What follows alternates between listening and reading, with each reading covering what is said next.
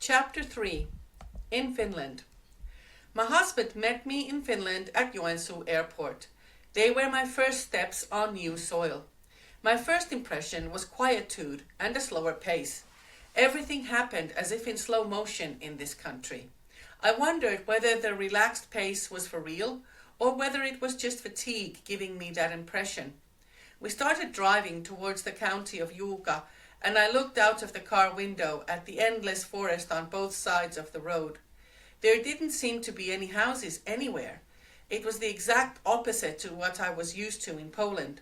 At home, the villages are one after the other, then there's a city and then villages again. The only thing distinguishing one village from another was a sign with the name of the next village on it, and there was very little forest. Here, it was completely the other way around. Almost the whole car ride was through forest, with the occasional sign bearing the name of a village. It made me wonder where on earth we were going to. But, well, I figured if this new life doesn't feel good, I can always go back. And then my family and my friends' faces wet with tears came to mind. In Juuka, Jarmo's family received me kindly, and we settled in with his parents. The upstairs had been set apart for us. My parents-in-law didn't speak English, so the days felt drawn out when my husband went to work. At that time, there were no Finnish courses on offer, so I started learning the language by listening to people speaking. Any words I could pick out, I looked up in a small dictionary. At first, the language just sounded like endless mumbling with no pauses in it. Being an active sort of person, I easily found things to do at home and in the garden. I even found employment in the community college teaching aerobics and began driving lessons. My husband was a taxi driver like his father, and I thought I might find opportunities in the same trade. Otherwise, finding suitable work was difficult. I did short stints as an interpreter and a guide at international scout camps around Finland, but I wanted to find a regular job. Everything being new, life was full of challenges and new learning. But the emptiness in my heart and the feeling of that something missing resurfaced. Moving to a new country didn't change that. I got a set of cards and began playing patience again and telling my fortune about what life might have in store for me. Every night I said the Lord's Prayer and kept in mind the different prayer seasons of the Catholic Church in an attempt to keep being a part of the Catholic faith. I used the prayer book I had taken with me from Poland. I did miss the Catholic Church, which they didn't have in Juuka. I began to yearn for my country of birth, my family, and my friends. My husband tried to support me in every way. We had a wedding in a Lutheran church because my husband belongs to it. But I and my whole family deemed it insufficient because we felt that a Catholic ceremony was the only valid one for a Catholic. So, in the spring of 1988, we had a big wedding in Poland, and the ceremony was held in Tuchau in the Church of St. Mary's Monastery. It was the place that had become so familiar and important to me in college. Sometime later, I heard that a priest from Jyväskylä holds Catholic Mass in a Russian Orthodox church in Joensuu. I started attending those regularly once a month. Amongst all the different nationalities there, I also met Polish people, and the priests were often Polish too. Now all the pieces that had been missing from my life in Finland began to fall into place. I wanted to try different things and see what would work for me. Soon after, I started modeling school. I became familiar with the world of top models and made new friends. It was fun posing in different firms' clothes ads and magazine advertisements and to participate in fashion shows. We finished the working day with a party that was no different to the way we spent time in Poland. The place and the people changed, but everything else was the same. Except now I was some kind of local celebrity, so admirers and offers of drinks began to accumulate wherever I went. I was not, however, top model material, and I didn't feel it was what I was called to do anyway. I worked as a model now and then, when I felt like it. Singing had been an interest of mine since childhood, and it had stayed with me. In upper secondary school, I studied in the class specialized in music. Even so, I felt the music instruction I received there was insufficient. I often received requests to sing at various functions, so I attended vocal lessons and began studying classical singing. In those lessons, I was first introduced to self-suggestion. My singing teacher thought I would benefit from it because I was so tense. The teacher gave me a cassette tape that I often listened to at home. It contained calming music and nature sounds. I also did the visual exercises that my teacher assigned to me, where the most important component was breathing. It was a new step across a spiritual threshold. I endeavored to guide my own emotional state and drive power from the outside into myself, that I could control my earthly body and emotional state. My husband held various offices and organized big events. It also gave me an opportunity to sing, sometimes with a military orchestra. Despite all the good that life was offering me, I started to suffer from depression in the midst of it. I tried doing everything that could raise my spirits and fulfill me, but it brought no relief. The people around me started asking about having children, as they were nowhere in sight. So we had some tests done, and they indicated that I had an issue that made it difficult for me to have children. Later it turned out to be endometriosis. I wasn't too sorry about it myself because it was more important to me to find the perfect love that would fill the vacuum in my heart. I didn't think a child could do that, and it wouldn't be good for a child to grow up with a depressed mother. Finally, I decided to consult a psychiatrist. The doctor told me that depression was a common illness and prescribed me some mild medication, Seronil, to level my depressed mood. He thought that all kinds of people use it, beginning with artists, even famous ones, and it was quite normal in modern society. He said I should plan on needing it for the rest of my life, just a stronger dose at some point. Well, wasn't that reassuring? I wondered whether it was actually so. Should I really be numbing myself like this in order to have the strength to live? I didn't want to give up. I took the medication but still wanted to find something new that could fill the void in my life. I took military defense courses and was active in the military reserve. We organized evening events for the military reservists at our summer cottage and later incorporated my husband's other hobby, boxing. There were all kinds of events. I mostly arranged the catering and organized and sang karaoke.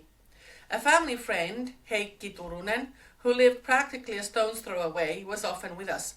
He enjoyed singing karaoke, so I often sang a duet with him or with my best friend at the time, Tarja. Our summer cottage in Juntula village was a place for me to relax. The quiet country scene embraced by forest near Lake Bielinen often drew me in on beautiful summer days. Lake Bielinen glimmered a couple 100 meters away. Now and then I went splashing in the shallow water by the shore or sitting on the rocks, listening to the low lapping sound of the waves. We had our own little pond dug out near the cottage. It gets its water from a small spring in the forest. I enjoyed sunbathing on the pier or in its vicinity, listening to the bird song ringing from the surrounding forest. Even though Julka is not a big village, the sounds of general life and traffic were constant where we lived near the center. It prevented me calming down in complete silence at home to hear only nature sounds. But at the cottage it was easy. And yet the enjoyment of the peace in nature only lasted a short while, and it was unable to remove the depression from my life. Our local restaurant was organizing their spring fancy dress party again, called Maalismourut, freely translated March Jamboree. I had frequented many pubs and restaurants with friends I had made in Julka. Being a taxi driver was a great help in getting acquainted with the local people. I mostly did night shifts and enjoyed it.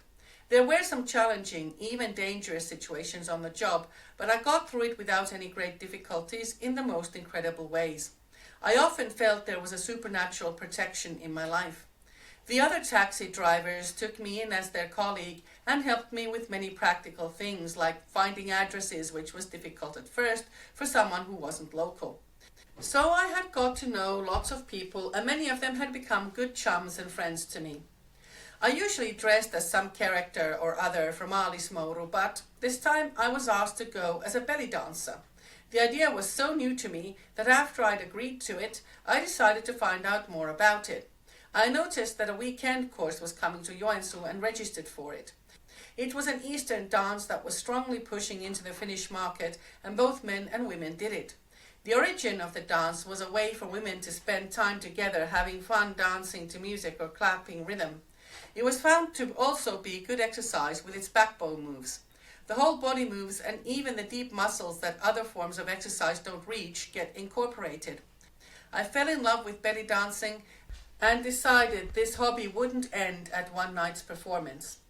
The only drawback with this dance was that, like so many other things, it got misused and it was often stigmatized as sexist. At the time when I performed a lot, we were very particular about not specifically advertising belly dancing, even though in some styles of the dance, the clothes were fairly revealing. I got a manager to take care of gigs and pay, and I concentrated on practicing and performing. Soon I was also asked to teach, and for many years I taught several groups in the community college because belly dancing was very popular. We even started our own dance group that performed a few times. One summer, I was again working as an interpreter and group leader in a scout camp that included a cruise. A member of parliament had been asked to be our guest speaker, and there were also other people in positions of authority from Poland and Finland. There were a lot of people on the ship, and 2 teenage girls came up to me in the middle of the crowd. They were holding copies of a magazine called Hymy. "Hey," one of them shouted. "Are you Renata?" the other asked cheerfully. "Yes, I am," I replied, wondering at the girl's question. "Are you the belly dancer?" they wanted to know. "Yes, I do belly dancing," I replied.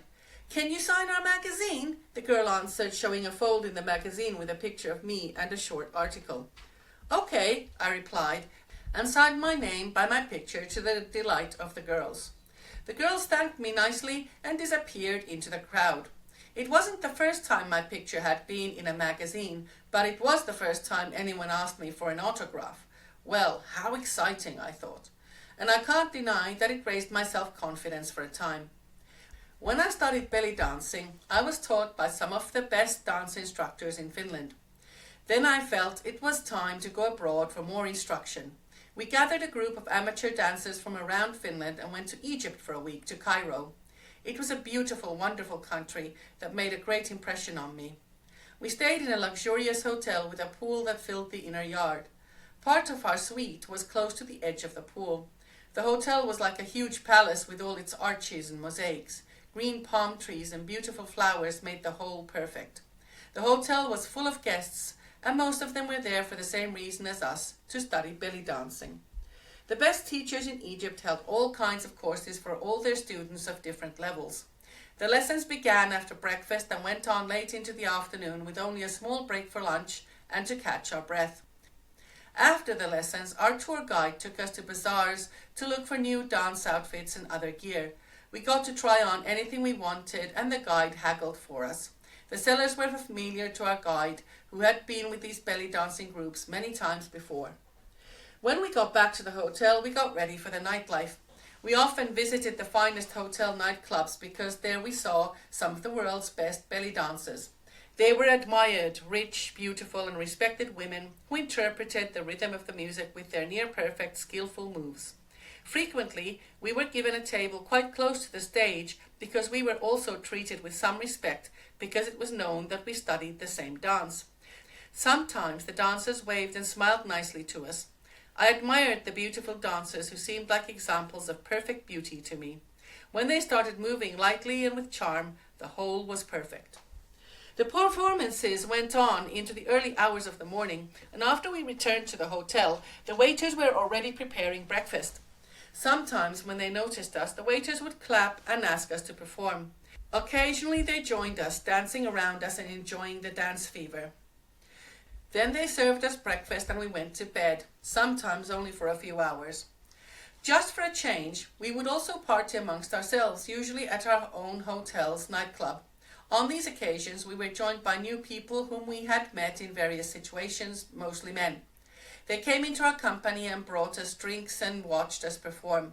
We danced as we had newly learned to the rhythm of Eastern music. They clapped and joined in the dance. We got all kinds of offers from the local men. Marry me. I have my own shop. I'm not poor. You could dance here in Cairo if you want. You're so skillful and beautiful. But if you don't want to perform, you can dance just for me. I'll take care of both of us. I can't, I replied. I'm already married. That's not a problem, they said. Just get a divorce. I'm not divorcing my Finnish husband. Won't you reconsider? I'll pay your husband 5,000 camels. Then I burst out laughing. Sorry, I said. What would he do with them in that cold country? Well, I can sell them and give him money if he wants. I wasn't sure whether it was a joke or what else they could mean by the camels. Egypt is a beautiful country and my favorite hobby drew me there. But I wasn't prepared to move there, even if I had the opportunity to create a career in dancing in a country that truly appreciated it. I cannot, I finally said. I can be your friend, that's okay, but I can't marry you. Going around together as a group of ladies in the city or even at the hotel, almost all of us were the subjects of sundry offers. Towards the end of each evening, we would have a laugh about how we could start a zoo in Finland. Humph, one of my older colleagues exclaimed. They only offered a few donkeys for me. And the whole gang burst into laughter again. Many offers of marriage were probably sincere, but there would also have been those who were just looking to get out of Egypt with the help of a Western woman. I could see the pyramids of Giza from my hotel window. I often felt like I had lived in this country before. Had I lived here in a previous life? Was it even possible that I could have had another life in addition to this one? Something strongly drew me to those pyramids. Then we had a day off and we went to see the sights.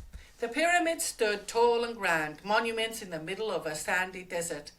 There were younger ones and older ones. Some were better preserved than others, and some showed more wear with time. I felt like I was home, and for some reason I almost remembered what's here and where it is. We walked through a long, narrow passage that was adorned with hieroglyphs and all kinds of patterns. I intermittently touched the wall and felt like some deeply embedded mental images had come before my eyes. Is it possible that I had been here before, but not in this life? I spoke to one of my companions standing close. I feel like I had lived here and walked these passages before, but not in this life. The feeling is so strong that I feel like I should be able to read these hieroglyphs, like the skill was somewhere deep inside me. My travel companion wondered at what I said, but didn't deem it impossible. Maybe you have. Who knows about all these things? When we returned to the hotel, all kinds of thoughts churned in my head. Who am I really? There were moments when I felt like my previous life surfaced from inside me and remained. Why had the pyramids in particular caused this? Have I lived in the time of their heyday? If I had, who was I then? Why was it that the pyramids and the pictures of pharaohs in the Cairo Museum in particular made an impression on me? Then, when I looked at pictures and sculptures of Cleopatra, an inner voice told me that it was me in my previous life. But I didn't want to just believe it like that. I decided to leave it be, and that when I got back to Finland, everything would return to normal. I had a habit of greeting all hotel staff, be they cleaners or waiters. Sometimes I would give them a little money in passing. One day, as I was going to my room, which was on the same level with the pool area, I noticed some people standing by the pool talking about something. When they saw me, they turned to me and came to talk. Only one of them, the pool caretaker, knew any English and was able to express what they were talking about. "Can we speak a moment with you?" he asked in broken English. "Yes," I replied with a smile. "You are our queen. You have been so good to us. We want to give you this amulet for remembrance." And the man showed me a necklace made of something like a coin hanging on a string. I was surprised, but extended my hand to accept the gift. "Thank you very much," I said. I took the amulet without understanding what these people actually meant. I went to my room. The door opened to the pool area and I left it slightly open. A soft warm wind moved the light white curtain that I drew before the door. The finely woven curtain fluttered like fine chiffon. I looked up from staring at the gift I had just received, and the light draft from the door carried over the same question again. Who am I? Was this just a coincidence? It could be because I had only just considered the possibility of my previous life before I met these people. But how could these people have known? I never spoke to them except for single words of greeting in English or Arabic. Or was someone from an unseen world trying to tell me something? This land was so strange and wonderful, like I was living a fairy tale on earth. Was someone guiding these events, trying to tell me something I should know? Could it be true, after all, that I had lived here sometime thousands of years ago? Did the people I had just met also live back then? They addressed me as if we were acquainted, but not just during the time I had stayed at this hotel. Or was my mind playing tricks on me? And again, all kinds of pictures, like at the movies, came to me. I saw familiar places in those surroundings, but all of them were from a different time, the heyday of the pyramids. The massive stones of the pyramids' walls were so smooth, they almost gleamed, and they looked new. There was no wear of time on them like they have now. Memories of one of those pyramids flooded my mind, and they were not pleasant ones. What was this? Maybe I had watched a movie about those times, and that was what was coming to mind. The pictures moved before my eyes, and my feelings went with them. An overwhelming feeling of love or lust, hate and desire for revenge, and some faces. People were dressed according to that age, and there was one face in particular. It was that of a man wearing a weird headdress with strong black makeup around his eyes. I sat like I had been hypnotized, watching it all, almost as if I was reliving something I had lived before. I heard something and snapped out of the state I was in. My roommate came back from breakfast. "Shall we go?" she asked. "Our lesson is starting." "How come you seem so absent?" "A really strange thing happened to me a moment ago." I told her about the amulet, and she listened with interest. She wondered at the whole thing as she looked at the gift I had received. But now it was time to return to normal life. I put the amulet down and we went to our dance lesson. Walking through the bazaars, I bought all kinds of souvenirs to take back to Finland. Most of them were copies of papyruses with all those pictures on them. The most important one was a picture of Cleopatra and a miniature of a pyramid that contained a genuine stone from one. Our trip was drawing to an end, and I was sorry to leave this wonderful country so soon. I decided to study Arabic and come back as soon as possible. On the other hand, I thought maybe the magic that had overtaken me would dissipate when I left Egypt and everything would go back to normal. I made 2 more of these belly dancing trips to Egypt in the 90s. My interest in everything to do with my possible previous life grew. Each time I went, I brought back new souvenirs and objects from Egypt. The decor in our home in Julka changed radically. The walls were now decked with papyruses depicting pharaohs, Cleopatra, and other pictures of Egyptian gods. Little statues and other objects graced the tops of cupboards and any other previously free space to evoke the time of the pharaohs of Egypt. It made me feel at home. At the same time, my interest in fortune-telling, horoscopes, and all things supernatural grew. I enjoyed watching movies about the supernatural, The X-Files being my favorite. I interpreted dreams with the help of various Finnish and Polish dream books. I also bought tarot cards and started playing with them and telling fortunes, mostly to myself, but sometimes for other interested parties. I asked about the future and the great love that would appear in my life from somewhere, a love that would finally fill my thirsty heart. The answers varied so much that it began to feel frustrating. The cards promised the coming of the one and only love of my life. The result was yet another disappointment. It was a warm summer night, and we slept in our upstairs bedroom with my husband Jarmo. I woke abruptly, like someone had woken me, even though I didn't hear anything. I opened my eyes and realized I was as if paralyzed. I couldn't move or speak. My eyes were open, and I saw a strange grey figure at the end of our bed. It's difficult to exactly describe its shape. It stood upright like humans, but didn't resemble one in any way. An inexplicable evil emanated from it, and it was directed at me. I was terrified and tried to shout, but couldn't. My husband slept on his side with his face to the wall, and no matter how I tried to move my hand to wake him up, I couldn't do it. The figure stood still, that is, its visible form did, but an invisible power seemed to approach me. There was a strange, anxiety-inducing pressure on my chest and throat, as if trying to suffocate me then and there. My husband was fast asleep, like in some kind of hypnosis, and I fought for my life on my own. Suddenly, the Lord's Prayer came to mind somehow. I started to pray in my mind from the bottom of my heart, because my mouth was like it was sealed. Our Father, who art in heaven. Suddenly, the anxiety-inducing grip on me loosened and I kept going. Hallowed be thy name. At some point during the prayer, the figure disappeared and the iron grip on me was released. I breathed deeply, drawing my lungs full of air, because I had not been able to breathe during that brief moment that had felt like forever. I grabbed hold of my husband's back. Did you hear anything? Did you see that? I asked with terror and anxiety in my voice. No. What? Jarmo asked in bewilderment. How could you sleep like you were under a spell and not notice anything? I asked. Then I told him what had happened. I looked at the clock and it was 5 a.m. Wow, he said. Perhaps you just had a nightmare. How can you explain something strange like that to someone if they haven't experienced it themselves? Try to get some sleep, he said. It's only 5 a.m. I closed my eyes and prayed myself to sleep. This terrible experience bothered me, but you can't speak about these things with just anyone. What was it? It was nothing good, it was definitely evil. But our house was sanctified. After all, I had brought holy water in a bottle from Poland and sprinkled it in the bedroom and all over the house. I had written K plus M plus B, the initials of the 3 kings who visited Jesus, on the tops of every door, as Catholics are supposed to do. We had a picture of Mary on the wall and many other religious Catholic pictures.